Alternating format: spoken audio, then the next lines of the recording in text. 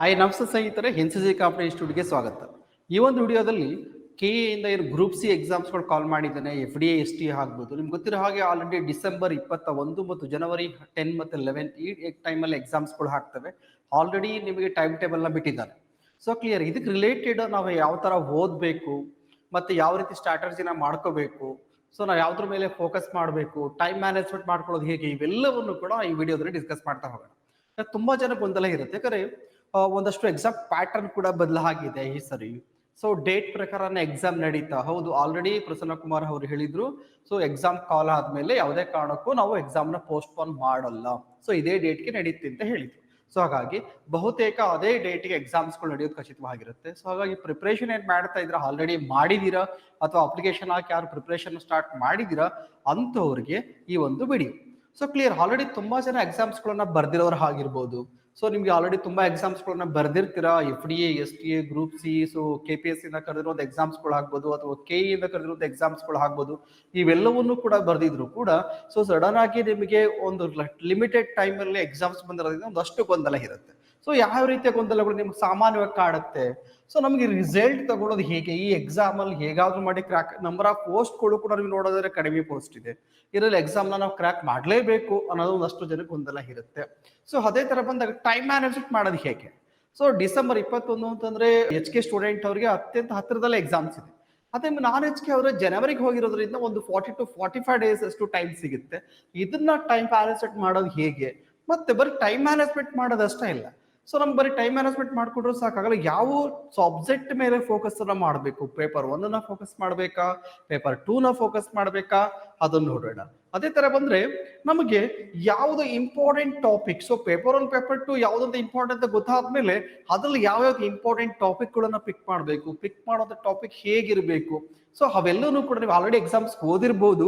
So ಅದು ಅಥವಾ ನೀವು ಇದೇ ಫಸ್ಟ್ ಟೈಮ್ ಎಕ್ಸಾಮ್ ಬರೀತಿರ್ಬಹುದು, ಇಂಥವ್ರಿಗೆ ಎಕ್ಸಾಮ್ಗಳು ಹೆಲ್ಪ್ ಆಗುತ್ತೆ. ಆಲ್ರೆಡಿ ಎಕ್ಸಾಮ್ಸ್ಗಳು ಬರೋದು ತುಂಬಾ ಜನ ಸ್ಟೂಡೆಂಟ್ಸ್ಗಳು ಜಸ್ಟ್ 1 ಮಾರ್ಕ್ಸ್ ಮಿಸ್ ಆಗಿರುತ್ತೆ, ಯಾಕಂದ್ರೆ ನೆಗೆಟಿವ್ ಇರೋದ್ರಿಂದ ಅತ್ಯಂತ ಕಡಿಮೆ ಅಂತರದಲ್ಲಿ ಎಕ್ಸಾಮ್ಸ್ಗಳನ್ನ ಕ್ಲಿಯರ್ ಮಾಡ್ಕೊಳ್ಳದೆ ಇರ್ತೀವಿ. ಸೊ ಕ್ಲಿಯರ್, ಅಂತವ್ರಿಗೆ ಕೂಡ ಇದು ಹೆಲ್ಪ್ ಆಗುತ್ತೆ. ಮತ್ತೆ ಹೊಸ ಪ್ಯಾಟರ್ನ್ ಕೂಡ ಕೊಟ್ಟಿದ್ದಾರೆ. ಸೊ ನ್ಯೂ ಪ್ಯಾಟರ್ನ್ ಇಂಟ್ರೊಡ್ಯೂಸ್ ಮಾಡಿದೆ KE ಅವರು. ಸೊ ಈ ನ್ಯೂ ಪ್ಯಾಟರ್ನ್ಗೆ ಪ್ರಿಪೇರ್ ಆಗೋದು ಹೇಗೆ ಈ ಟೈಮಲ್ಲಿ, ಮತ್ತೆ MCQ ಗಳನ್ನ ಹೇಗೆ ಸಾಲ್ವ್ ಮಾಡೋದು, ಇವೆಲ್ಲವನ್ನು ಕೂಡ ಈ ವಿಡಿಯೋದಲ್ಲಿ ಡಿಸ್ಕಸ್ ಮಾಡ್ತಾ ಹೋಗೋಣ. ಮೊದಲನೇದಾಗಿ ನೋಡೋದಾದ್ರೆ, ಈ ಎಕ್ಸಾಮ್ ನಾವು ರಿಸಲ್ಟ್ ತಗೋಬಹುದಾ?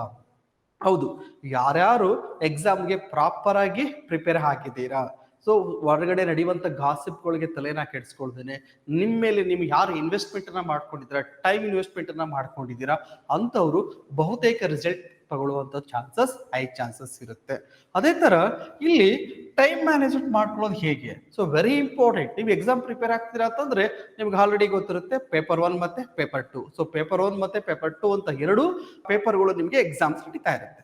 ಸೊ ಹೀಗಾಗಿ ನಿಮ್ಗೆ ಗೊತ್ತಿರಬೇಕು, ಒಂದು ಕಂಡೀಷನ್ಸ್ ಹಾಕಿದ್ರೆ ಈ ಎಕ್ಸಾಮ್ಸ್ ಅಲ್ಲಿ ಏನು 35% ಅಷ್ಟು ನೀವು ಸ್ಕೋರ್ ಮಾಡಲೇಬೇಕು ಅನ್ನೋ ಒಂದು ಕಂಡೀಷನ್ಸ್ ಇದೆ. ಸೊ ಇಲ್ಲ, ಇದುವರೆಗೆ ಏನಾಗ್ತಿತ್ತು, ಯಾವ್ದಾದ್ರು ಒಂದು ಪೇಪರ್ಗೆ ಇಂಪಾರ್ಟೆನ್ಸ್ ಅನ್ನ ಕೊಟ್ಟು ನಾವು ಎಕ್ಸಾಮ್ ನ ಕ್ಲಿಯರ್ ಮಾಡ್ಕೊಂಡು ಹೋಗೋ ನೋಡಿದ್ವಿ.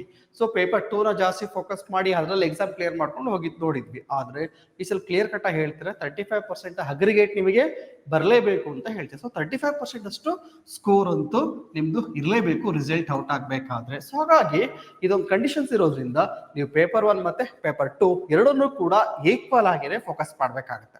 ಹಾಗಿದ್ರೆ ಈ ಟೈಮ್ ಮ್ಯಾನೇಜ್ಮೆಂಟ್ ಮಾಡೋದು ಹೇಗೆ? ಸೊ ಇಲ್ಲಿ ನೋಡಿ, ಫಾರ್ ಎಕ್ಸಾಂಪಲ್ ನಾನೊಂದು 8 ಅವರ್ಸ್ ಟೈಮ್ ಕೊಡ್ತಾ ಇದ್ದೀನಿ ಅಥವಾ 10 ಅವರ್ಸ್ ಟೈಮ್ ಕೊಡ್ತಾ ಇದ್ದೀನಿ. ಸೊ ನನ್ನ ಕೈಲಿ ಆಗೋದು, ಫಾರ್ ಎಕ್ಸಾಂಪಲ್ ಸರ್ ಇಲ್ಲ ಸರ್, ನಾನು ಮಾರ್ನಿಂಗ್ 6 o'clock ಹೋಗಿ ರಾತ್ರಿ 12 ಗಂಟೆವರೆಗೂ ಓದ್ತೀನಿ.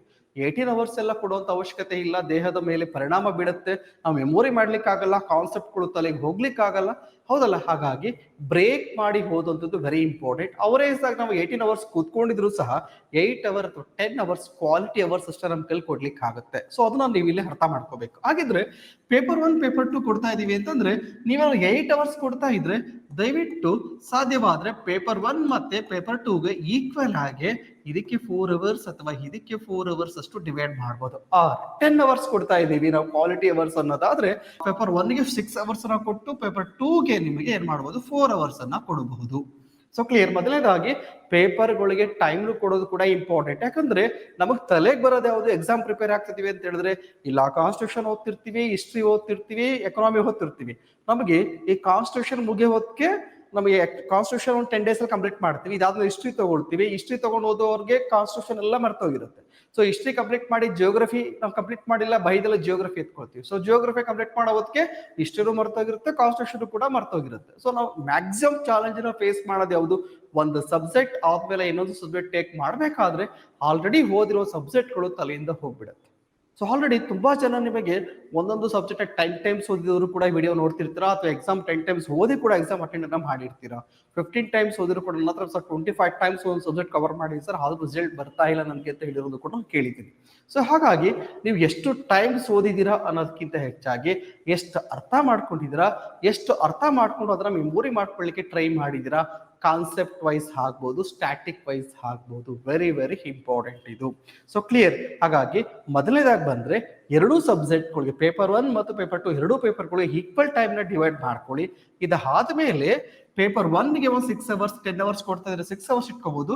ಪೇಪರ್ 2ಗೆ ಒಂದು 4 hours ಅಷ್ಟು ನಾನು ಇಟ್ಕೊಂಡೆ. ಸೊ ಈ ರೀತಿಯಲ್ಲಿ ಟೈಮ್ ಡಿವೈಡ್ ಮಾಡ್ಕೊಳ್ಳಿ ಫಸ್ಟ್. ಇದಾದ್ಮೇಲೆ ಒಳಗಡೆಗೆ ಯಾವ ತರ ಓದ್ಬೇಕಾದ್ರೂ ನೋಡ್ತಾ ಹೋಗೋಣ, ಒಳಗಡೆ ಹೋಗ್ತಾ ಹೋಗ್ತಾ ಹೋಗ್ತಾ ನೋಡ್ತಾ ಹೋಗೋಣ.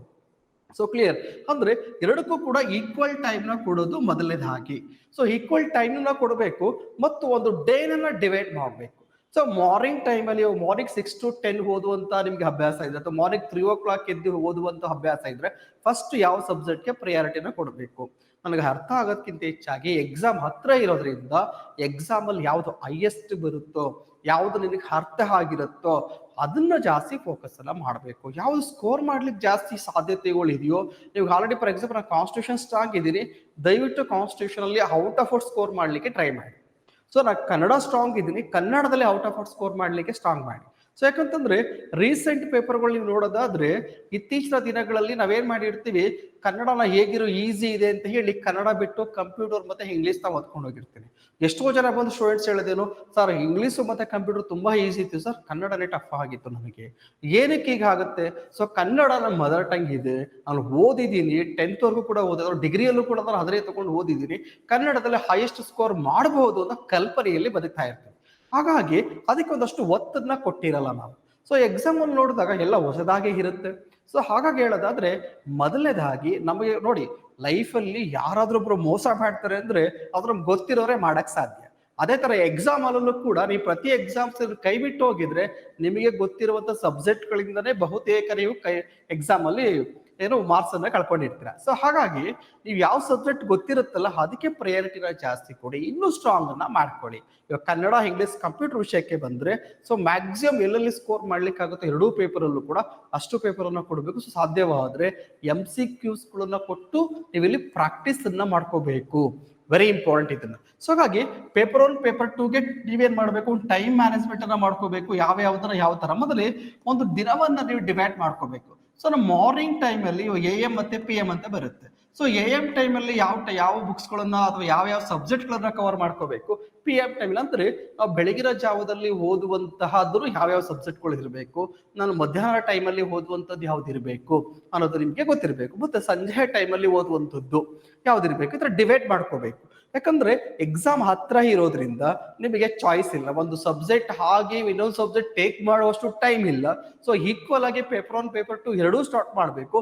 ಪೇಪರ್ 2 ನಲ್ಲಿ ಒಂದೊಂದು ಸಬ್ಜೆಕ್ಟ್ ಕವರ್ ಮಾಡ್ಕೊಂಡು ಹೋಯ್ತು ಅಂದ್ರೆ ಪೇಪರ್ 1 ಅಲ್ಲಿ ಆಗಲ್ಲ. At A time 1 or 2 subject ನ ಬ್ಯಾಲೆನ್ಸ್ ಮಾಡ್ಲೇಬೇಕು ಇವಾಗ. ಹಾಗಾಗಿ ನೀವೇನ್ ಮಾಡ್ಬೇಕಾಗುತ್ತೆ, ಮಾರ್ನಿಂಗ್ ಯಾವ ಸಬ್ಜೆಕ್ಟ್ ಓದ್ಬೇಕು, 10 o'clock ಆದ್ಮೇಲೆ ಯಾವ್ದನ್ನ ಓದ್ಬೇಕು, ಆಫ್ಟರ್ನೂನ್ ಸೆಷನ್ಸ್ ಅಲ್ಲಿ ಯಾವ್ದು ಓದ್ಬೇಕು, ಈವ್ನಿಂಗ್ ಟೈಮ್ ಅಲ್ಲಿ ಯಾವ್ದನ್ನ ಓದ್ಬೇಕು, 3 to 4 ಡಿವೈಡ್ ಅನ್ನ ಮಾಡ್ಕೊಳ್ಳಿ. ಸೊ ಟೈಮ್ ನ ಡಿವೈಡ್ ಮಾಡ್ಕೊಂಡು ಅದ್ ಬರೀ ಟೈಮ್ ಡಿವೈಡ್ ಮಾಡ್ಕೊಂಡ್ರೆ ಸಾಕಾಗಲ್ಲ. ಆ ಟೈಮ್ ಡಿವೈಡ್ ಆದ್ಮೇಲೆ ಸಬ್ಜೆಕ್ಟ್ಗಳು ಡಿಸೈಡ್ ಆಗ್ಬೇಕು. ಸೊ ಮಾರ್ನಿಂಗ್ ಟೈಮ್ ಅಲ್ಲಿ ಯಾವ ಸಬ್ಜೆಕ್ಟ್ ಅನ್ನು ಓದ್ಬೇಕಾಗುತ್ತೆ, ಸೊ 10 o'clock ಟೈಮ್ ಅಂದ್ರೆ ನಾನು ಯಾವ್ದನ್ನ ಓದ್ಬೇಕಾಗುತ್ತೆ, ಈವ್ನಿಂಗ್ ಟೈಮ್ ಅಲ್ಲಿ ಬಂದಾಗ ಯಾವ್ದನ್ನ ಫೋಕಸ್ ಮಾಡ್ಬೇಕು. ಬರೀ ಸಬ್ಜೆಕ್ಟ್ ಹೋದ್ರೂ ಸಾಕಾಗಲ್ಲ, ಆ ಸಬ್ಜೆಕ್ಟ್ ಒಳಗಡೆಗೆ ನಾನು ಏನನ್ನ ಫೋಕಸ್ ಮಾಡ್ತೀನಿ ಅನ್ನೋದು ವೆರಿ ಇಂಪಾರ್ಟೆಂಟ್ ಆಗುತ್ತೆ. ಹೌದಲ್ಲ? ಸೊ ನಾವು ಬರೀ ಸುಮ್ಮನೆ ಕಾನ್ಸ್ಟಿಟ್ಯೂಷನ್ ಅಂದ್ರೆ ಫಸ್ಟ್ ಇಂದ ಲಾಸ್ಟ್ ವರ್ಗು ಓದ್ಕೊಂಡು ಹೋಗ್ತೀರಿ. ಫಾರ್ ಎಕ್ಸಾಂಪಲ್ ನಮ್ ಮ್ಯಾಕ್ಸಿಮಮ್ ಜನ ಏನ್ ಮಾಡ್ತೀವಿ, IC ಅಲ್ಲಿ ಸ್ಟಾರ್ಟ್ ಮಾಡಿ ಇಂಡಿಯನ್ ಕಾನ್ಸ್ಟಿಟ್ಯೂಷನ್ ಸ್ಟಾರ್ಟ್ ಮಾಡೋಣ ಅಂತ IC ಸ್ಟಾರ್ಟ್ ಮಾಡಿ ಫಂಡಮೆಂಟಲ್ ರೈಟ್ಸ್ ವರ್ಗು ಬರ್ತೀವಿ. ಫಂಡಮೆಂಟಲ್ ರೈಟ್ಸ್ ಆಗುತ್ತೆ, DPSP ಆಗುತ್ತೆ, DPSP ತಲೆಗೆ ಒಂದು ಪ್ಲಾಸ್ ಆಗುತ್ತೆ, ಅಯ್ಯೋ ಇನ್ನೂ ಜಿಯೋಗ್ರಫಿ ಮುಗ್ದಿಲ್ಲ ಅಂತ ನಾವು ಅಲ್ಲಿ ಮುಗಿದು ಇನ್ನೊಂದು ಸಬ್ಜೆಕ್ಟ್ ತಗೊಳ್ತೀವಿ. ಆ ಜಿಯೋಗ್ರಫಿಲಿ 1 or 2 ಚಾಪ್ಟರ್ ಕಂಪ್ಲೀಟ್ ಆಗೋವರೆಗೆ ಹಿಸ್ಟ್ರಿ ಕಂಪ್ಲೀಟ್ ಆಗಿಲ್ಲ ಅನ್ಸುತ್ತೆ, ಮತ್ತೆ ಅಲ್ಲಿಗೆ ಜಂಪ್ ಹೊಡಿತೀವಿ. ಇದರ ಜಂಪ್ ಹೊಡ್ಕೊಂಡು ಎಕ್ಸಾಮ್ ಹತ್ರ ಬಂದ್ಬಿಡುತ್ತೆ. ಸೊ ಫೈನಲ್ ಆಗಿ ಎಕ್ಸಾಮ್ನ ನಾವು ಏನೋ ಒಂದು ರೀತಿಯಲ್ಲಿ ನಾವು ಎಕ್ಸಾಮ್ ಇಂದ ದೂರ ಅಂತೂ ಆಗ್ಬಿಡ್ತೀವಿ. ಹೌದಲ್ಲ. ಮೊದಲೇ ಇವರು ಮರಳುಗಾಡಲ್ಲಿ ನೀರು ಸಿಕ್ಕಿದಾಗೆ ಅಪರೂಪಕ್ಕೊಂದು ಎಕ್ಸಾಮ್ಸ್ಗಳನ್ನ ಕಾಲ್ ಮಾಡ್ತಾರೆ. ಸೊ ಇದು ನಿಮಗೆ ನೀವು ಚಾಲೆಂಜ್ ಮಾಡ್ಕೊಳ್ಳುತ್ತಾ ಈ ಒಂದು ಎಕ್ಸಾಮ್ನ ಕ್ಲಿಯರ್ ಮಾಡೋ ಕಡೆಗೆ ಫೋಕಸ್ ಮಾಡಬೇಕು. ಬರೀ ಟೈಮ್ ಮ್ಯಾನೇಜ್ಮೆಂಟ್ ಅಲ್ಲ, ಟೈಮ್ನ ಡಿವೈಡ್ ಮಾಡ್ಕೋಬೇಕು. ಆ ಟೈಮ್ನ ಡಿವೈಡ್ ಮಾಡಿಕೊಂಡು ಸಬ್ಜೆಕ್ಟ್ಗಳನ್ನ ಆ ಟೈಮಿಗೆ ಅಲಾಟ್ ಮಾಡಬೇಕು. ಅದ್ರ ಒಳಗಡೆಗೆ ಯಾವುದನ್ನ ಫೋಕಸ್ ಮಾಡಬೇಕು ಅನ್ನೋದನ್ನ ನೀವು ನೋಡ್ಬೇಕು. ನೋಡಿ, ಯಾವುದೋ ಒಂದು ಹದ್ದು ಹೋಗ್ತಿದ್ರೆ ಮೇಲ್ಗಡೆಗೆ ಒಂದು ಸಣ್ಣ ಹುಳ ಹರ್ಕೊಂಡು ಹೋಗ್ತಿದೆ ಅಂತ ಅನ್ಕೊಳ್ಳಿ. ಅದೇನ್ ಮಾಡುತ್ತೆ, ಮೇಲ್ಗಡೆಗೆ ಫೋಕಸ್ ಮಾಡುತ್ತೆ. ಸೊ ಅದು ಸುತ್ತಮುತ್ತ ಎಷ್ಟೇ ಕಸ ಕಡ್ಡಿ ಏನೇ ಬಿದ್ದಿದ್ರು ಕೂಡ ಅದೇನ್ ಟಾರ್ಗೆಟ್ ಮಾಡಿರುತ್ತಲ್ಲ ಅದನ್ನೇ ಬಂದು ತಗೊಂಡು ಹೋಗುತ್ತೆ. ಅದ್ರ ಅರ್ಥ ಏನು, ನೀವು ಫೋಕಸ್ ಮಾಡಿದ್ರೆ ಈಗ ಎಷ್ಟೋ ಡಿಸ್ಟರ್ಬೆನ್ಸ್ ಇದ್ರು ಕೂಡ ನಿಮಗೆ ಏನ್ ಬೇಕು ಅದನ್ನ ತಗೋಬಹುದು. ಈ ಟೈಮಲ್ಲಿ ಎಕ್ಸಾಮ್ಗೆ ಯಾವ್ದನ್ನ ಓದ್ಬೇಕು, ಯಾವ್ದನ್ನ ಓದ್ಬಾರ್ದು, ಹಾಗಿದ್ರೆ ಇದ್ರ ಡಿಸೈಡ್ ಆಗೋದು ಹೇಗೆ ಸರ್? ಆಲ್ರೆಡಿ KE ಅವರು ಸುಮಾರು ಎಕ್ಸಾಮ್ಸ್ಗಳನ್ನ ಮಾಡಿದ್ದಾರೆ ಸ್ನೇಹಿತರೆ. ಆ ಎಕ್ಸಾಮ್ಸ್ ಪ್ರೀವಿಯಸ್ ಇಯರ್ ಕ್ವಶನ್ ಪೇಪರ್ನ ಸ್ಟಡಿ ಮಾಡಿದ್ರೆ ಬಹುತೇಕ ನಿಮ್ಗೊಂದು ಹಿಂಟ್ ಸಿಗುತ್ತೆ. ಅಥವಾ ಯಾರಾದ್ರೂ ಸೀನಿಯರ್ಸ್ನ ಮೀಟ್ ಮಾಡಿ ಸಬ್ಜೆಕ್ಟ್ ವೈಸ್ ಡಿಕೋಡ್ ಅನ್ನ ಮಾಡಿಕೊಂಡು ಯಾವ ಏರಿಯಾದಲ್ಲಿ ಎಕ್ಸಾಮ್ಸ್ಗಳಲ್ಲಿ ಕ್ವಶನ್ಸ್ ಆಗೋ ಸಾಧ್ಯತೆ ಇದೆ, ಅದರಲ್ಲೂ ಕೂಡ KE ಅಲ್ಲಿ ಯಾವ ರೀತಿಯಲ್ಲಿ ಕ್ವಶನ್ಸ್ ಆಗೋ ಸಾಧ್ಯತೆ ಇದೆ, ಇದನ್ನ ಡಿಸ್ಕಷನ್ ಮಾಡಿ ಒಂದು ಪ್ಯಾಟರ್ನ್ ರೆಡಿ ಮಾಡ್ಕೊಳ್ಳಿ. ಅದ್ರ ಮೇಲೆ ಪ್ರಿಪೇರ್ ಆಗಿ ಬಹುತೇಕ ಇದು ಹೆಲ್ಪ್ ಆಗುತ್ತೆ. ಸರ್ ಹಾಗೆ ಇದು NCC ಅಲ್ಲಿ ಮಾಡ್ತೀರಾ? ಹೌದು, NCC ಅಲ್ಲೂ ಕೂಡ ಮಾಡ್ತಾ ಇರ್ತೀವಿ. NCC ನಂಬರ್ ಕಾಂಟ್ಯಾಕ್ಟ್ ಮಾಡಿ. ನಿಮಗೆ ಇದನ್ನ ನಾವು ಆನ್ಲೈನ್ ಬಿಡಕ್ ಹೋಗೋದಿಲ್ಲ. ಸೊ ಹಾಗಾಗಿ ಯಾರಿಗೆ ಅವಶ್ಯಕತೆ ಇದೆ ಅವ್ರಿಗೆ ತಲುಪಲಿ ಅನ್ನೋ ದೃಷ್ಟಿಯಿಂದ ಮಾತ್ರ ನಾವು ಯಾರಿಗೆ ಕಾಲ್ ಮಾಡಿ ಕಾಂಟ್ಯಾಕ್ಟ್ ಮಾಡ್ತಾರೋ ಅಂಥವ್ರಿಗೆ ಒಂದು ಕ್ಲಾಸಸ್ ಅನ್ನು ನಾವು ಮಾಡ್ತಾ ಹೋಗ್ತೀವಿ. ಸಂಬಂಧಪಟ್ಟಾಗೆ ಉದಾಹರಣೆ ಕಾನ್ಸ್ಟಿಟ್ಯೂಷನ್ ಒಳಗಡೆಗೆ ನಾವು ಯಾವ್ಯಾವ್ದು ಇಂಪಾರ್ಟೆಂಟ್ ಇದೆ ಓದ್ಬೇಕು, ಜಿಯೋಗ್ರಫಿ ಒಳಗಡೆ ಯಾವ್ದಾವ್ದನ್ನ ಓದ್ಬೇಕು, ಸೈನ್ಸ್ ಒಳಗಡೆಗೆ ನಾನು ಯಾವ್ಯಾವ್ದನ್ನ ಓದ್ಬೇಕು, ಸ್ಪೆಸಿಫಿಕ್ ಟಾಪಿಕ್ ಗಳನ್ನ ಕೊಟ್ಟಿದಾರಲ್ಲ ಅದ್ರಲ್ಲಿ ಯಾವ್ದು ಇಂಪಾರ್ಟೆಂಟ್ ಆಗುತ್ತೆ ಮತ್ತೆ ಅದನ್ನ ಪ್ರಿಪೇರ್ ಆಗೋದು ಹೇಗೆ, ಇವೆಲ್ಲವನ್ನೂ ಕೂಡ ನಾವು ನಿಮಗೆ ಹೇಳ್ಕೊಡ್ಬೋದು. ಸೊ ಕ್ಲಿಯರ್, ಅದನ್ನ ಜಸ್ಟ್ ಒಂದು ವಿಡಿಯೋದಲ್ಲಿ ಹೇಳಿ ಅಂದ್ರೂ ಕೂಡ ಆಗ್ಲಿಕ್ಕೆ ಆಗೋದಿಲ್ಲ. ಹಾಗಾಗಿ ನೀವು NCC ಕಾಂಟ್ಯಾಕ್ಟ್ ಮಾಡ್ತು ಅಂತಂದ್ರೆ ನಿಮಗೆ ಆನ್ಲೈನ್ ವೆಬಿನಾರ್ಗಳ ಮುಖಾಂತರ ನಾವು ನಿಮಗೆ ಹೇಳ್ಕೊಡ್ತಾ ಇರ್ತೀವಿ. ದಯವಿಟ್ಟು ಯಾರು ಇಂಟ್ರೆಸ್ಟ್ ಇದ್ದವ್ರೆ ನಂಬರ್ಗೆ ಕಾಂಟ್ಯಾಕ್ಟ್ ಮಾಡಿ. ನೀವು ಲಾಗಿನ್ ಆಗಿತ್ತು, ರಿಜಿಸ್ಟರ್ ಆಗಿತ್ತು ಅಂದ್ರೂ ಕೂಡ ನಿಮಗೆ ಆ ಲಿಂಕ್ ಸಿಗುತ್ತೆ. ಓಕೆ, ಅದಿರ್ಲಿ. ಅದ್ರ ಜೊತೆಗೆ ನಿಮಗೆ ಯಾವ್ಯಾವ್ದು ಇಂಪಾರ್ಟೆಂಟ್ ಟಾಪಿಕ್ಗಳು ಸಬ್ಜೆಕ್ಟ್ ವೈಸ್ ಅಂತ ಪಿಕ್ ಮಾಡಿದ್ರಿ ಅಂತ ಅನ್ಕೊಳ್ಳಿ. ಸೊ ಪಿಕ್ ಮಾಡಿಕೊಂಡು ಅದನ್ನ ನಾವು ಹೇಗೆ ಬ್ಯಾಲೆನ್ಸ್ ಅನ್ನ ಮಾಡ್ತಾ ಹೋಗ್ಬೇಕು, ಒಂದು ಶಾರ್ಟ್ ನೋಟ್ಸ್ ಅನ್ನ ಮಾಡ್ಕೊಂಡು ಕೀವರ್ಡ್ಸ್ ಗಳನ್ನ ಬರ್ಕೊಳ್ತಾ ಹೋಗ್ಬೇಕಾಗತ್ತೆ. ಸೊ ಕೀವರ್ಡ್ಸ್ ಗಳನ್ನ ಮಾಡ್ಕೊಂಡು ಯಾಕೆ ಅಂತ ಹೇಳಿದ್ರೆ ನಿಮಗೆ ಗೊತ್ತಿರಬೇಕು, ಈ KE ಅವ್ರದ್ದು ನ್ಯೂ ಪ್ಯಾಟರ್ನ್ ಇಂಟ್ರೊಡ್ಯೂಸ್ ಮಾಡಿದಾರಲ್ಲ, ಈ ಪ್ಯಾಟರ್ನ್ ಹೇಗಿದೆ ಗೊತ್ತಾ? UPSC ಮಾದರಿಯಲ್ಲಿ ಆದ್ರೆ UPSC ರೀತಿ ಕ್ವಶನ್ಸ್ ತೆಗೆಯಲ್ಲ. ಸೊ ಕ್ಲಿಯರ್, ಅರ್ಥ ಮಾಡ್ಕೊಳ್ಳಿ. UPSC ಮಾದರಿಯಲ್ಲಿ ಕ್ವಶನ್ಸ್ ಪ್ಯಾಟರ್ನ್ ಇದೆ ಹೊರತು ಇವನು UPSC ರೀತಿಯಲ್ಲಿ ಕ್ವಾಲಿಟಿ ಕ್ವಶನ್ಸ್ ಇರಲ್ಲ. ಇವರು UPSC ಪ್ಯಾಟರ್ನ್ ಅಲ್ಲೇ ಇದ್ರು ಕೂಡ ಕ್ವಶನ್ಸ್ ಕೇಳೋದಿಲ್ಲ, ಸ್ಟ್ಯಾಟಿಕ್ ಕ್ವಶನ್ಸ್ ಇರುತ್ತೆ. ಸ್ಟ್ಯಾಟಿಕ್ ಸ್ಟೇಟ್ಮೆಂಟ್ ಕ್ವಶನ್ಸ್ ಗಳಿಗೆ ಫೋಕಸ್ ಮಾಡ್ತಾ ಹೋಗ್ತಾನೆ. So clear. ಸೊ ಹಾಗಾಗಿ ಇವನು ಯಾವುದಕ್ಕೆ ಒತ್ತನ್ನ ಕೊಡ್ತಾನೆ ಅದನ್ನ ಅನಲೈಸ್ ಮಾಡ್ಬೇಕಾದ್ರೆ ರೀಸೆಂಟ್ ಆಗಿ 402 ನಿಮಗೆ PSA ಎಕ್ಸಾಮ್ಸ್ ಆಗಿರ್ಬೋದು, ಲಾಸ್ಟ್ ಸೀರೀಸ್ ಅಲ್ಲಿ ಆಗಿರುವಂತಹ ಒಂದಷ್ಟು ಎಕ್ಸಾಮ್ಸ್ಗಳು, FDST ಅಕೌಂಟ್ ಅಸಿಸ್ಟೆಂಟ್ ಎಕ್ಸಾಮ್ಸ್ಗಳು ಆಗ್ಬೋದು, ಇವೆಲ್ಲವನ್ನ ಅಬ್ಸರ್ವ್ ಮಾಡಿ ಈ ಪ್ಯಾಟರ್ನ್ ಯಾವ ತರ ಕೇಳ್ತಾ ಇದ್ದಾನೆ ಅದನ್ನ ಅರ್ಥ ಮಾಡ್ಕೊಂಡು ನೀವು ವರ್ಕ್ ಅನ್ನ ಮಾಡ್ಬೇಕು. ಇದ್ರ ಜೊತೆಗೆ ಒಂದು ನ್ಯೂ ಪ್ಯಾಟರ್ನ್ ಇಂಟ್ರೊಡ್ಯೂಸ್ ಮಾಡಿದ್ರೆ ನಿಮ್ಗೆ ಗೊತ್ತಿರೋ ಹಾಗೆ, ಸೊ ನಿಮ್ಗೆ ಮೊದಲಿದಾಗೇನು 0.25 ಅಷ್ಟು ನೆಗೆಟಿವ್ ಇಂಟ್ರೊಡ್ಯೂಸ್ ಮಾಡಿದ್ರೆ ಆಲ್ರೆಡಿ ಇದು ಬೇರೆ ಬೇರೆ ಎಕ್ಸಾಮ್ಸ್ ಅಲ್ಲೂ ಕೂಡ ನೋಡಿದ್ವಿ, ನೆಗೆಟಿವ್ ಇತ್ತು. ಆದರೆ ಇದರಲ್ಲಿ ನೀವು ಫಾರ್ ಎಕ್ಸಾಂಪಲ್ OMR ಸೀಟ್ ಅಲ್ಲಿ ಬಂದ್ರೆ ಕೆಲವೊಂದು ಬದಲಾವಣೆ ಮಾಡಿದ್ದಾನೆ. ಏನ್ ಮಾಡಿದ್ದಾನೆ, ಈ ನಾಲ್ಕು ಬಬಲ್ಸ್ ಗಳನ್ನ ಕೊಡ್ತಾ ಇದ್ರು, ಅದರ ಬದಲಾಗಿ ಇವಾಗ ಏನ್ ಮಾಡಿದ್ದಾರೆ 5 ಬಬಲ್ಸ್ ಗಳನ್ನ ಇಂಟ್ರೊಡ್ಯೂಸ್ ಮಾಡಿದ್ದಾನೆ. ಸೊ ಇದನ್ನ ನಾವು ಎಕ್ಸಾಮ್ ಅಲ್ಲಿ ಹೋಗಿ ಪ್ರಾಕ್ಟೀಸ್ ಮಾಡೋದಲ್ಲ, ಇವಾಗಿಂದನೇ OMR ಗಳನ್ನ ತಗೊಂಡು, ಸೊ KE ಬಿಟ್ಟಿಲ್ಲ, ಬಟ್ ಆದ್ರೆ NCC ಇದಕ್ಕೆ ಸಂಬಂಧಪಟ್ಟಂತೆ ಏನು OMR ಸೆಟ್ ಗಳನ್ನ ನಾವು ಬಿಟ್ಟಿದೀವಿ, ಟೆಸ್ಟ್ ಸೀರೀಸ್ ಮಾಡ್ತಾ ಇದೀವಿ. ಈ ರೀತಿಯಲ್ಲಿ ಪ್ರಾಕ್ಟೀಸ್ ಮಾಡ್ಕೊಳ್ಳಿಕ್ಕೆ ಇವಾಗಿಂದನೇ ಪ್ರಾಕ್ಟೀಸ್ ಮಾಡಿಸ್ತಾ ಇದೀವಿ. ನಾವ್ ಇಲ್ಲೇನು ಪ್ರಾಕ್ಟೀಸ್ ಮಾಡಿದೀವೋ ಅದೇ ಎಕ್ಸಾಮ್ ಅಲ್ಲೂ ಕೂಡ ನಮಗೆ ಆಗುವಂಥದ್ದು. ಹೌದಲ್ಲ, ನಾವು ಇಲ್ಲೇನು ಪ್ರಾಕ್ಟೀಸ್ ಮಾಡಿರ್ತೀವಲ್ಲ ಅದೇ ಕ್ವಶನ್ಸ್ ಬರಲ್ಲ, ಬಟ್ ಅದೇ ಮಾದರಿಯಲ್ಲಿ ಇರೋ ಚಾನ್ಸಸ್ ಇರುತ್ತೆ. ಸೊ OMR ಅದೇ ಮಾದರಿಯಲ್ಲಿ ಇರೋ ಚಾನ್ಸಸ್ ಇರುತ್ತೆ. ಸೊ ಹಾಗಾಗಿ ಈ 5 ನಿಮಗೆ ಬಬಲ್ಸ್ ಇರುವಂತಹ OMR ಕೊಟ್ಟು NCC ಪ್ರಾಕ್ಟೀಸ್ ಮಾಡಿಸ್ತೀವಿ. ಸೊ ಮುಂದೆ ನೋಡೋಣ ಹೋಗ್ತಾ ಹೋಗ್ತಾ. ಫಾರ್ ಎಕ್ಸಾಂಪಲ್ ಇಲ್ಲಿ A, B, C, D, E ಅನ್ನೋ ಆಪ್ಷನ್ಸ್ ಗಳನ್ನ ಕೊಟ್ಟಿರ್ತಾರೆ. ಸೊ ಹಾಗಿದ್ರೆ ಇಷ್ಟೆಲ್ಲ ನನ್ಗೆ ಎಕ್ಸಾಂಪಲ್ ಯಾವ್ದೊಂದು ಕ್ವಶನ್ ಅನ್ನ ಓದಾದ್ಮೇಲೆ ಒಂದು ಆನ್ಸರ್ಗೆ ಸೆಟ್ ಮಾಡ್ಬೇಕು. ನನಗೆ ಗೊತ್ತಿದೆ, ನಾನು ಆನ್ಸರ್ B ಅನ್ನೋದು ಗೊತ್ತಿದೆ, ನಾನು ಮಾಡಿದ್ರೆ ನಾನು ಬೇರೆ ಇಶ್ಯೂಸ್ ಇಲ್ಲ. ಸೊ ಆನ್ಸರ್ B ಅನ್ನೋದು ಗೊತ್ತಿದೆ ನನಗೆ, ಫಾರ್ ಎಕ್ಸಾಂಪಲ್ ಆನ್ಸರ್ ಮಾಡಿದೆ. ನಾನು ಬೈ ಚಾನ್ಸ್ ನನಗೆ ಗೊತ್ತಿಲ್ಲ, ನಾನು C ಅನ್ನೋದಕ್ಕೆ ಆನ್ಸರ್ ಮಾಡಿದೆ, ಅದು ನೆಗೆಟಿವ್ ಆಗ್ಬೋದು. ಅದನ್ನ ರಾಂಗ್ ಮಾಡಿದ್ರೆ 0.25 ನೆಗೆಟಿವ್ ಆಗುತ್ತೆ. ಅದರ ಜೊತೆಗೆ ನನಗೇನು ಗೊತ್ತಿಲ್ಲ ಅಂತಂದ್ರೂ ಕೂಡ ಸುಮ್ಮನೆ ಬಿಡೋ ಹಾಗಿಲ್ಲ.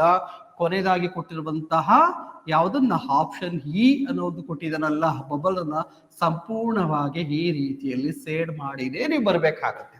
ಒಂದ್ ವೇಳೆ ಬಿಟ್ರೆ ಏನಾಗುತ್ತೆ, ಆ ಕ್ವಶನ್ಸ್ ರಾಂಗ್ ಮಾಡಿದ್ದೀರಾ ಅಂತ ಹೇಳಿ 0.25 ಅಷ್ಟು ನೆಗೆಟಿವ್ ನ ಹಾಕ್ತಾರೆ.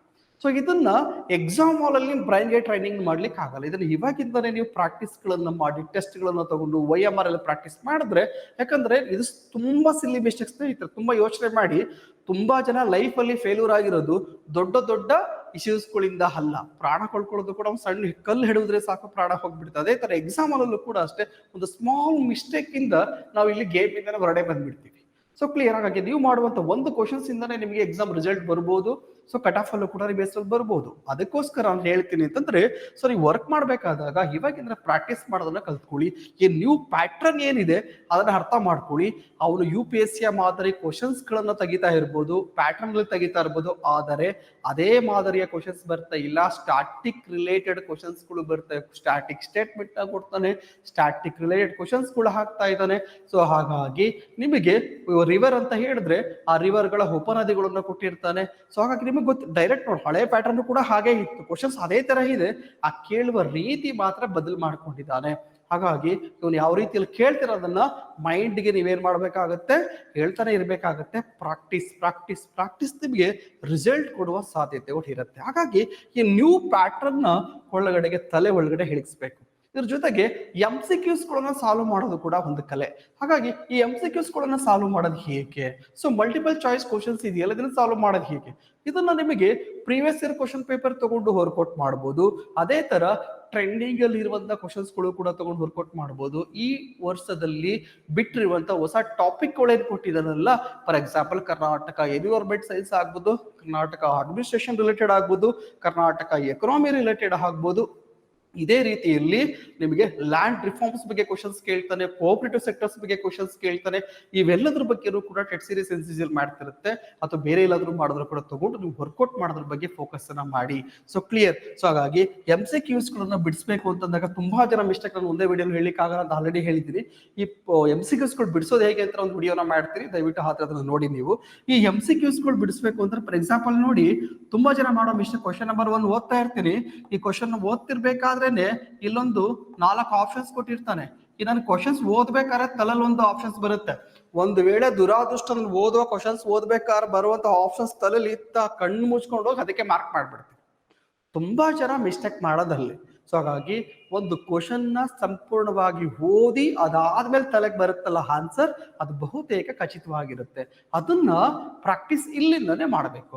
ಅದು ಮಾಡಿ ಎಷ್ಟು ಕರೆಕ್ಟ್ ಇದೆ, ಎಷ್ಟು ಕರೆಕ್ಟ್ ಇಲ್ಲ, ನೀವು ಎಷ್ಟು ಕರೆಕ್ಟ್ ಅನ್ಕೊಂಡು ಮಾಡ್ತಾ ಇದ್ದೀರಾ, ಅದ್ ಎಷ್ಟು ಫೇಲ್ಯೂರ್ ಆಗ್ತಿದೆ ಅಂತ ಫಸ್ಟ್ ಚೆಕ್ ಮಾಡ್ಬೇಕು. ಫಾರ್ ಎಕ್ಸಾಂಪಲ್, ನೀವು ಟೆಸ್ಟ್ ಸೀರೀಸ್ ಅಲ್ಲಿ ಏನ್ ಮಾಡ್ಬೋದು, ಅಥವಾ ನೀವು ಕೂತ್ಕೊಂಡು ಪ್ರಾಕ್ಟೀಸ್ ಮಾಡ್ತಾ ಇದ್ರೆ 100 ಕ್ವಶನ್ಸ್ ಅಟೆಂಡ್ ಮಾಡಿರ್ತೀರಾ, ಅದರಲ್ಲಿ ನಾನು 60% ಕ್ವಶನ್ಸ್ ಔಟ್ ಆಫ್ 100 ನಾನು ಕರೆಕ್ಟ್ ಆಗಿದ್ದೀರಿ ಅಂತ ನೀವು ಮಾಡಿರ್ತೀರಾ.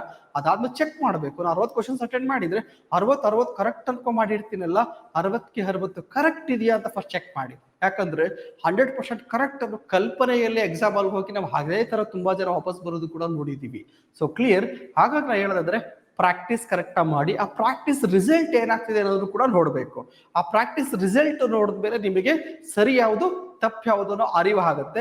ಹಾಗಾಗಿ ನಾನು ಕಲ್ಪನೆಯಲ್ಲಿ ಬದುಕ್ತಾ ಇದ್ದೀನ ಅನ್ನೋದು ಕೂಡ ಗೊತ್ತಾಗುತ್ತೆ ನಿಮ್ಗೆ. So clear. ಹಾಗಾಗಿ 100% ಕರೆಕ್ಟ್ ಅನ್ಕೊಳ್ಳೋದು ಕೂಡ ಕೆಲವೊಂದು ಟೈಮಲ್ಲಿ ನಮಗೆ ಮೋಸ ಹೋಗ್ಬಿಡುತ್ತೆ. ಯಾಕಂದ್ರೆ ಈ MCQs ಎಕ್ಸಾಮ್ಸ್ ಗಳಲ್ಲಿ ಕಾಮನ್ ಸೆನ್ಸ್ ಬೇಸ್ಡ್ ಎಕ್ಸಾಮ್ಸ್ ಗಳು ಆಗಿರೋದ್ರಿಂದ ಇಲ್ಲಿ ಎಕ್ಸಾಕ್ಟ್ ಆನ್ಸರ್ ಮಾಡಬೇಕಾಗುತ್ತೆ. ಕೆಲವೊಂದು ಟೈಮಲ್ಲಿ ನಿಯರೆಸ್ಟ್ ಆನ್ಸರ್ ಕೂಡ ಇರ್ತವೆ. ಸೊ ಹಾಗಾಗಿ ನಮ್ಗೆ ನಿಯರೆಸ್ಟ್ ಆನ್ಸರ್ ಗೊತ್ತಿದ್ದು ಎಕ್ಸಾಕ್ಟ್ ಆನ್ಸರ್ ಗೊತ್ತಿಲ್ಲ ಅಂತಂದ್ರೆ ನಾವು ತಪ್ಪು ಮಾಡೋ ಸಾಧ್ಯತೆ ಇರುತ್ತೆ. ಸೊ ಹಾಗಾಗಿ ನಾನು ಹೇಳಿದ್ರೆ ಪ್ರತಿ MCQs ಗಳು ಆದ್ಮೇಲೆ ಅಥವಾ ಟೆಸ್ಟ್ ಅನ್ನ ಬರ್ದಾದ್ಮೇಲೆ ಇವ್ಯಾಲ್ಯೂಯೇಟ್ ಮಾಡ್ಕೊಳ್ಳೋದನ್ನ ಅಭ್ಯಾಸ ಮಾಡ್ಕೊಳ್ಳಿ. ಎಕ್ಸಾಮ್ ಅಲ್ಲಿ ಬಹುತೇಕ ಇದು ನಿಮಗೆ ಕೆಲ್ಸಕ್ಕೆ ಬರುತ್ತೆ. ಓಕೆ. ಸೊ ಈ ತರ MCQs ಗಳೆಲ್ಲ ಮಾಡ್ಕೊಂಡ್ವಿ. ಇಷ್ಟೆಲ್ಲ ನೀವು ಪ್ರಯತ್ನ ಪಟ್ರೆ ಬಹುತೇಕ ಒಂದ್ ಒಳ್ಳೆ ಫ್ರೂಟ್ಫುಲ್ ರಿಸಲ್ಟ್ ಬರುವ ಸಾಧ್ಯತೆಗಳು ನಾವಿಲ್ಲಿ ತಳ್ಳಿ ಹಾಕೊಂತಿಲ್ಲ. ಹಾಗಿದ್ರೆ ಪೇಪರ್ 1 ಅಂತ ಬಂದ್ರೆ ಯಾವುದಕ್ಕೆ ಎಷ್ಟೆಷ್ಟು ಪ್ರಮಾಣದಲ್ಲಿ ಒತ್ತನ್ನ ಕೊಡಬೇಕು ಅನ್ನೋದು ನಾವಿಲ್ಲಿ ನೋಡ್ಬೇಕು. So clear. ಇಲ್ಲಿ ನೋಡಿ, ಪೇಪರ್ 1 ಅಲ್ಲಿ ಬಂದ್ರೆ ನಾವ್ ಎಲ್ಲರೂ ಕೂಡ ಹಿಸ್ಟ್ರಿ ಓದಿರ್ತೀವಿ, ಎಕನಾಮಿ ಓದಿರ್ತೀವಿ. ಹಿಸ್ಟ್ರಿಯಲ್ಲಿ ancient history, medieval, modern Karnataka complete ಓದಿರ್ತೀವಿ.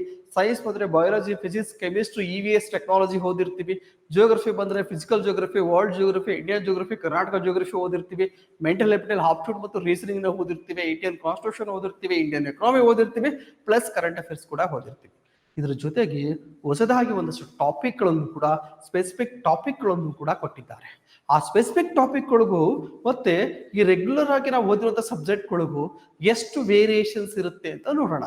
For example, ನೀವು ಟ್ರೆಡಿಷನಲಿ ಓದಿರುವಂಥ ಸಬ್ಜೆಕ್ಟ್ಗಳು history, economy, polity, geography, mental ability, science, ಇಷ್ಟು ಸಬ್ಜೆಕ್ಟ್ಗಳನ್ನ ನಿಯರ್ಲಿ 6 ಸಬ್ಜೆಕ್ಟ್ ಇಂದ ನಿಮಗೆ ಎಕ್ಸಾಮ್ ಅಲ್ಲಿ ಬಹುತೇಕ 60 to 70 ಕ್ವಶನ್ಸ್ ಬರುವ ಸಾಧ್ಯತೆ ಇರುತ್ತೆ. ಸೊ ಕ್ಲಿಯರ್, ನೀವೇನು ಓದಿರ್ತೀರಾ, ಇವಾಗ ಆಲ್ರೆಡಿ ಗ್ರೂಪ್ ಸಿ ಪ್ರಿಪೇರ್ ಆಗಿದ್ರೆ, KS ಪ್ರಿಪೇರ್ ಆಗಿದ್ರೆ, ಇನ್ನಿತರ ಎಕ್ಸಾಮ್ ಪ್ರಿಪೇರ್ ಆಗಿದ್ರೆ ಅದರಿಂದನೇ ಒಂದು 60 ರಿಂದ 70 ಬರುವ ಸಾಧ್ಯತೆ ಇರುತ್ತೆ. ಇನ್ನು ಉಳಿದಿರುವಂತಹ 40 ಅಥವಾ 30, ಸೊ 40 to 30 ಕ್ವಶನ್ಸ್ ಏನಿದೆ, ಇದು ಎಲ್ಲಿಂದ ಬರಬಹುದು? ಇದು ಎಲ್ಲಿಂದ ಬರುತ್ತೆ ಅಂದ್ರೆ ಮೊದಲನೇದಾಗಿ ಕರೆಂಟ್ ಅಫೇರ್ಸ್. ಸೊ ಯಾವುದು ಕರೆಂಟ್ ಅಫೇರ್ಸ್ ಇಂದ ಪ್ಲಸ್ ಈ ಸ್ಪೆಸಿಫಿಕ್ ಟಾಪಿಕ್ ಕೊಟ್ಟಿದಾರಲ್ಲ, ಸೊ ಕರ್ನಾಟಕದ ಇತಿಹಾಸದಲ್ಲಿ ಇರುವಂತಹ ಕೆಲವು ವಿಷಯಗಳು ಆಗ್ಬೋದು, ಕರ್ನಾಟಕ ಲ್ಯಾಂಡ್ ರಿಫಾರ್ಮ್ ಆಗ್ಬೋದು, ಕರ್ನಾಟಕ ಎನ್ವೈರನ್ಮೆಂಟ್ ಇಶ್ಯೂಸ್ ಆಗ್ಬೋದು, ಪಬ್ಲಿಕ್ ಅಡ್ಮಿನಿಸ್ಟ್ರೇಷನ್ಸ್ ಆಗ್ಬೋದು, ಈ ಕರ್ನಾಟಕ ಅಡ್ಮಿನಿಸ್ಟ್ರೇಷನ್ ರಿಲೇಟೆಡ್ ಆಗ್ಬೋದು, ಕರ್ನಾಟಕ ಎಕನಾಮಿ ರಿಲೇಟೆಡ್ ಇಶ್ಯೂಸ್ಗಳು ಆಗ್ಬೋದು, ಕರ್ನಾಟಕ ಟೆಕ್ನಾಲಜಿ ರಿಲೇಟೆಡ್ ಇಶ್ಯೂಸ್ ಆಗ್ಬೋದು. ಇದ್ರ ಮೇಲಿಂದ ಪ್ಲಸ್ ಕರೆಂಟ್ ಅಫೇರ್ಸ್ ಇಂದ ನಿಯರ್ಲಿ 30 or 40 ಕ್ವಶನ್ಸ್ಗಳು ಬರುವ ಸಾಧ್ಯತೆ ಇರುತ್ತೆ. ಇದಕ್ಕೆ ನೀವು ಒತ್ತು ಕೊಡ್ಬೇಕಾಗತ್ತೆ. ಯಾಕಂತ ಹೇಳಿದ್ರೆ ನೋಡಿ, ನಿಮ್ಗೆ 60 ರಿಂದ 70 ಗೊತ್ತು ಅಂದ್ರೆ ಗೊತ್ತು, ಈ ಪೇಪರ್ಗಳು ಖತರ್ನಾಕ್ ಪೇಪರ್ಗಳು, ನೀವು ಏನೇ ಹೋದ್ರು ಕೂಡ ಔಟ್ ಆಫ್ ಔಟ್ ಸ್ಕೋರ್ ಮಾಡಕ್ ಆಗಲ್ಲ. ಇದರಲ್ಲಿ ಲಿಮಿಟ್ ಸೋರ್ಸ್ ಇದೆ, ಫಸ್ಟ್ ಟೈಮ್ ರಿಡ್ಯೂಸ್ ಮಾಡ್ತಾ ಇದ್ದಾರೆ, ಹೀಗಾಗಿ ಕ್ವಶನ್ಸ್ಗಳು ಸರಳವಾಗಿ ಬರುವ ಸಾಧ್ಯತೆ ಇದೆ. ಹಾಗಾಗಿ ಇದಕ್ಕೆ ನೀವು ಒತ್ತನ್ನ ಕೊಡ್ಬೇಕಾಗತ್ತೆ. ಸೊ ಹಾಗಾಗಿ ಈ ಏರಿಯಾಗೆ ಈ 45 days ಅಲ್ಲಿ ಒಂದು ಟೈಮ್ನ ದಿನಕ್ಕೆ ಒಂದು 2 hours ಅವರು ಮೀಸಲಿಟ್ಟಿದ್ದೇ ಆದಲ್ಲಿ ಬಹುತೇಕ ಇದು 30 to 40 ಕ್ವಶನ್ಸ್ಗಳಷ್ಟು ನೀವು ಸ್ಕೋರ್ ಅನ್ನ ಮಾಡೋಕೆ ಈಸಿ ಆಗುವಂತ ಏರಿಯಾ. ಮತ್ತೆ KM ಕೇಳುವಂತ ಡೈರೆಕ್ಟ್ ಕ್ವಶನ್ಸ್ಗಳು ಆಲ್ರೆಡಿ ನಿಮ್ಗೆ VAO ಎಕ್ಸಾಮ್ ಅಲ್ಲಿ ಕೇಳಿತ್ತು ಅಂತಂದ್ರೆ ಈ ಕ್ವಶನ್ಸ್ ಇದಕ್ಕೆಲ್ಲಾನು ಕೂಡ VAO ಎಕ್ಸಾಮ್ಸ್ ಅಲ್ಲಿ ಕ್ವಶನ್ಸ್ಗಳು ಕೇಳಿದ್ದಾನೆ, ಆಲ್ರೆಡಿ ಕ್ವಶನ್ಸ್ ಕೇಳಿದ್ದಾನೆ VAO ಎಕ್ಸಾಮ್ಸ್ ಅಲ್ಲಿ, KPSC ಗ್ರೂಪ್ ಸಿ ಅಲ್ಲಿ. ಅವ್ರು ನೀವು ನೋಡಿರ್ಬೋದು ಡೈರೆಕ್ಟ್ ಕ್ವಶನ್ಸ್ಗಳು ಇರ್ತವೆ, ಅನಲೈಸ್ ಮಾಡುವಂತ ಕ್ವಶನ್ಸ್ಗಳು ಅಲ್ಲ. ಮತ್ತೆ ಸೋರ್ಸ್ ಲಿಮಿಟ್ ಇರೋದ್ರಿಂದ ಈಸಿಯಾಗಿ 30 to 40 ಸ್ಕೋರ್ ಮಾಡ್ಕೋಬಹುದು. ಪ್ಲಸ್ ಕರೆಂಟ್ ಅಫೇರ್ಸ್ ಓದ್ಬೇಕಾಗುತ್ತೆ. ಸೊ ಹಾಗಾದ್ರೆ ಕರೆಂಟ್ ಅಫೇರ್ಸ್ ಎಷ್ಟು ಮಂತ್ ಬೇಕಾಗ್ಬೋದು ನಿಮಗೆ? ನಿಯರ್ಲಿ 6 month ಕರೆಂಟ್ ಅಫೇರ್ಸ್ ಬೇಕೇ ಆಗುತ್ತೆ. ಮಿನಿಮಮ್ ಅಂದ್ರೂ ಕೂಡ 3 months ಫಸ್ಟ್ ಕವರ್ ಮಾಡಿ, ಅದಾದ ರಿಮೈನಿಂಗ್ 3 months ಕವರ್ ಮಾಡಿ 6 month ಕರೆಂಟ್ ಅಫೇರ್ಸ್ ಮಿನಿಮಮ್ ನಮ್ಗೆ ಬೇಕಾಗುತ್ತೆ. ಸೊ ಮ್ಯಾಕ್ಸಿಮಮ್ 1 year ಅಂತ ಹೇಳ್ತೀವಿ, ಬಟ್ ಅವ್ರು 1 year ಓದಕ್ಕೆ ಟೈಮ್ ಎಲ್ಲಿದೆ ಇವಾಗ. ಹಾಗಾಗಿ ಮಿನಿಮಮ್ 6 month ಅಂತೂ ಕವರ್ ಮಾಡಿನೇ ಎಕ್ಸಾಮ್ ಹೋಗಿ. ಅದಕ್ಕೂ ಬಿಫೋರ್ 6 month ಹೋಗ್ಬೇಕು ಅನ್ನೋದಿತ್ತು ಅಂದ್ರೆ ಓನ್ಲಿ ಹೈಲೈಟೆಡ್ ಬರ್ನಿಂಗ್ ಟಾಪಿಕ್ಗಳು ಯಾವ್ಯಾವ ಲಾಸ್ಟ್ 6 month ಅಲ್ಲಿ ಅದನ್ನ ಮಾತ್ರ ಹೈಲೈಟ್ ಮಾಡ್ಕೊಂಡು ಓದುವಂತ ಪ್ರಕ್ರಿಯೆಯಲ್ಲಿ ನೀವು ತೊಡಸ್ಕೋಬೇಕಾಗತ್ತೆ. ಸೊ ಕ್ಲಿಯರ್, ಇಷ್ಟೆಲ್ಲ ಮಾಡ್ಕೊಂಡ್ರೆ ಪೇಪರ್ 1 ಮತ್ತು ಪೇಪರ್ 1 ಅಲ್ಲಿ ಒಳ್ಳೆ ಸ್ಕೋರ್ ಮಾಡಬಹುದು. ಪೇಪರ್ 1 ಒಳ್ಳೆ ಸ್ಕೋರ್ ಆಗುತ್ತಾ, ಅದಾದ್ಮೇಲೆ ಪೇಪರ್ 2 ಏನಿದೆಯಲ್ಲ, ಸೊ ಪೇಪರ್ 2 ಬಂದು ನೀವು ಆಲ್ರೆಡಿ ಎಲ್ಲ ಸಬ್ಜೆಕ್ಟ್ ಅಲ್ಲೂ ಕೂಡ ನೀವು ಈಕ್ವಲ್ ಆಗಿ ಟ್ರೀಟ್ಮೆಂಟ್ ಮಾಡಬೇಕು ಅಂತ ಹೇಳಿದ್ದೀನಿ. ಸೊ ಕನ್ನಡ, ಇಂಗ್ಲಿಷ್, ಕಂಪ್ಯೂಟರ್ 3 ಕೂಡ ಈಕ್ವಲ್ ಆಗಿ ಟ್ರೀಟ್ ಮಾಡಬೇಕು. ಸೊ ನಿಮ್ಗೆ ಗೊತ್ತಿರೋ ಸಬ್ಜೆಕ್ಟ್ಗಳು ಹೆಚ್ಚು ಸ್ಕೋರ್ ಮಾಡುವಂತ ನೋಡ್ಕೊ ಹೋಗಿ.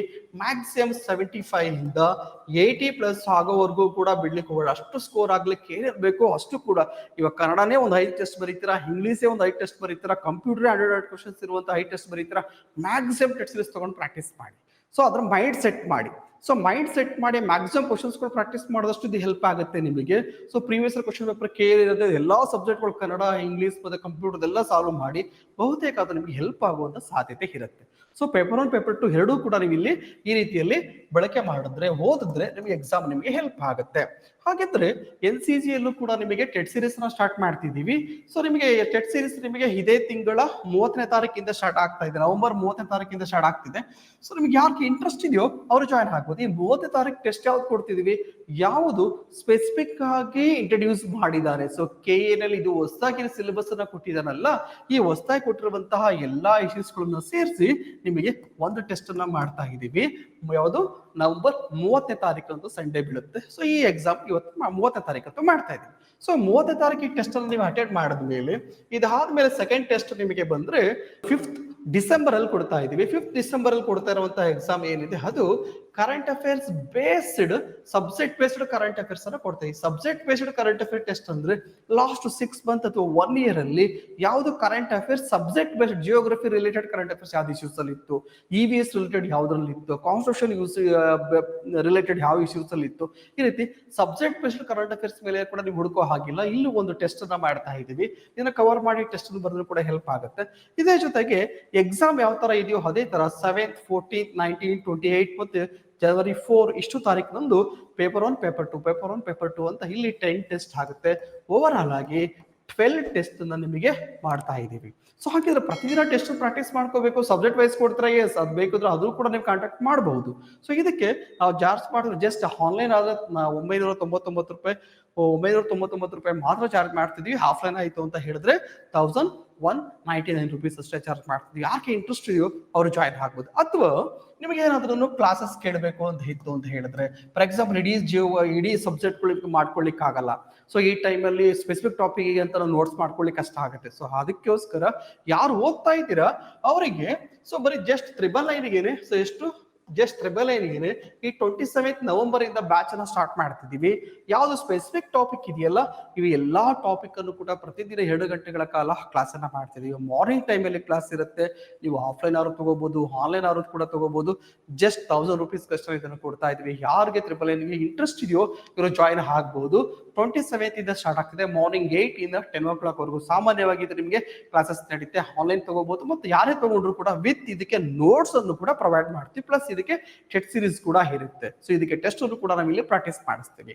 ಸೊ ಪ್ಲಸ್ ಇದ್ರ ಜೊತೆಗೆ ನೀವೇನಾದ್ರು ಸರ್ ನಾವು ಕರೆಂಟ್ ಅಫೇರ್ಸ್ ಓದಿಲ್ಲ, ನಾವು ಕರೆಂಟ್ ಅಫೇರ್ಸ್ ಸಿಂಪ್ಲಿಫೈ ಮಾಡ್ಕೊಳ್ಳಿಕ್ಕೆ ಹೆಲ್ಪ್ ಕೊಡಕ್ಕಾಗುತ್ತೆ. ಹೌದು, ನಿಮಗೆ 6 ಮಂತ್ ಕರೆಂಟ್ ಅಫೇರ್ಸ್ ಕೂಡ ಕ್ಲಾಸಸ್ ಮಾಡ್ತಿದ್ವಿ. ಯಾಕೆ ಇಂಟ್ರೆಸ್ಟ್ ಇದೆಯೋ ಅವರು ಜಾಯಿನ್ ಆಗ್ಬೋದು. 6 ಮಂತ್ ಕರೆಂಟ್ ಅಫೇರ್ಸ್ ನಿಮಗೆ ಏನು ಇಂಟ್ರೆಸ್ಟ್ ಇತ್ತು ಅಂದ್ರೆ 6 months current affairs unique time ಅಲ್ಲಿ ಮಾಡ್ತಾ ಇರ್ತೀವಿ. ಆನ್ಲೈನ್ ಕ್ಲಾಸಸ್ ಯಾರಿಗೆ ಇಂಟ್ರೆಸ್ಟ್ ಇದೆಯೋ ಅವರು ಜಾಯಿನ್ ಆಗ್ಬೋದು. ಜಸ್ಟ್ ಇದು ಕೂಡ ಅಷ್ಟೇ ₹600 ಅಷ್ಟೇ ಕೊಡ್ತಾ ಇದೀವಿ. 6 ಮಂತ್ ₹600 ಅಷ್ಟೇ ಕೊಡ್ತಾ ಇದೀವಿ. ಯಾರಿಗೆ ಇಂಟ್ರೆಸ್ಟ್ ಇದೆಯೋ ತಗೋಬಹುದು. ಜೊತೆಗೆ 1 year current affairs test series ಕೂಡ ಕೊಡ್ತೀವಿ. 12 ಕರೆಂಟ್ ಅಫೇರ್ಸ್ ಟೆಸ್ಟ್ ಇರುತ್ತೆ. ಇದರಲ್ಲಿ 12 ಕರೆಂಟ್ ಅಫೇರ್ಸ್ ಟೆಸ್ಟ್ ಅನ್ನ ಕೊಡ್ತಾ ಇದೀವಿ. ಪ್ಲಸ್ 6 ಮಂತ್ ಕರೆಂಟ್ ಅಫೇರ್ಸ್ ನಿಮಗೆ ಡಿಸ್ಕಷನ್ ಕೂಡ ಇರುತ್ತೆ. ಒಂದ್ ವೇಳೆ ಇನ್ನೂ ಟೈಮ್ ಸಿಕ್ತು ಅಂತಂದ್ರೆ ನಾವು 1 year ಕರೆಂಟ್ ಅಫೇರ್ಸ್ ನಿಮಗೆ ಕವರ್ ಮಾಡ್ಕೊಡ್ತೀವಿ. ಸೊ ಯಾರಿಗೆ ಇಂಟ್ರೆಸ್ಟ್ ಇದೆಯೋ ಅವರು ಜಾಯಿನ್ ಮಾಡಬಹುದು. So clear. ಸೊ ಬಹುತೇಕ ಕ್ಲಾಸ್ ನಿಮಗೆ ಇಷ್ಟ ಆಗಿದೆ ಅಂತ ಭಾವಿಸ್ತೇನೆ. ಜೊತೆಗೆ ಇದನ್ನ ನಿಮ್ಮ ಸ್ನೇಹಿತರು ಕೂಡ ಶೇರ್ ಮಾಡಿ ಇಷ್ಟ ಆಗಿತ್ತು ಅಂತ ಹೇಳಿದ್ರೆ. ಸೊ ಜೊತೆಗೆ NCG ಇನ್ಸ್ಟಿಟ್ಯೂಟ್ ನಿಮಗೆ ಸರ್ವಿಸ್ ಅನ್ನ ಕೊಡ್ತಾ ಇದ್ದೀವಿ. ಸೊ NCG ಅಲ್ಲಿ ಒಂದು ಲರ್ನಿಂಗ್ ಆ್ಯಪ್ ಇದೆ. ಆ ಲರ್ನಿಂಗ್ ಆ್ಯಪ್ ಅನ್ನು ಕೂಡ ನೀವು ಯೂಸ್ ಮಾಡಬಹುದು. ಅದೇ ತರ NCG ಒಂದಷ್ಟು ಫ್ರೀ ಕಂಟೆಂಟ್ ಇರುವಂತಹ ಪ್ರತಿ ತಿಂಗಳು ಕೂಡ ನಿಮಗೆ ಮ್ಯಾಗಝಿನ್ಸ್, ಮಂತ್ಲಿ ಮ್ಯಾಗಝಿನ್ಸ್ ಕೂಡ ಕೊಡ್ತಾ ಇದ್ದೀವಿ. ಸೊ ಆಲ್ರೆಡಿ 2022 ಜನವರಿಯಿಂದ ಕೊಡ್ತಿರುವಂತದ್ದು ಕರೆಂಟ್ ಅಫೇರ್ಸ್ ಅನ್ನ. ಇದರ NCG ಕಾಂಪಿಟೇಟಿವ್ ಹಬ್ ಅನ್ನೋ ಟೆಲಿಗ್ರಾಮ್ ಚಾನಲ್ ಅಲ್ಲಿ ಪ್ರತಿದಿನ ಅಪ್ಲೋಡ್ ಮಾಡ್ತೀವಿ ಕರೆಂಟ್ ಅಫೇರ್ಸ್ ಅನ್ನ. ಪ್ಲಸ್ ಇದೊಂದು ಮಂತ್ಲಿ ಮ್ಯಾಗಝಿನ್ಸ್ ಕೂಡ ನಿಮಗೆ ಫ್ರೀ ಆಗಿ ಕೊಡ್ತಾ ಬಂದಿದ್ದೀವಿ 2022ರಿಂದ. ಇದನ್ನು ಕೂಡ ಯೂಸ್ ಮಾಡ್ಕೊಳ್ಳಿ. ಮತ್ತೆ NCG ಟೆಲಿಗ್ರಾಮ್ ಚಾನಲ್ ಅಲ್ಲಿ MCQs ನಿಮಗೆ ಆಪ್ಷನ್ಸ್ ಬೆಳಿಗ್ಗೆ ಮತ್ತು ಸಂಜೆ ಟೈಮ್ ಅಲ್ಲಿ ನಿಮಗೆ ಅಟೆಂಡ್ ಮಾಡ್ಕೊಳ್ಳಿಕ್ಕೆ MCQs ಕೂಡ ಹಾಕ್ತಾ ಇರ್ತೀವಿ. ಇದನ್ನು ಕೂಡ ನೀವು ಯೂಸ್ ಮಾಡ್ಕೊಳ್ಳಿ ಅಂತ ಹೇಳ್ತಾ ಮುಂದಿನ ವಿಡಿಯೋದಲ್ಲಿ ಮತ್ತೆ ಸಿಗ್ತೀನಿ. ಧನ್ಯವಾದಗಳು.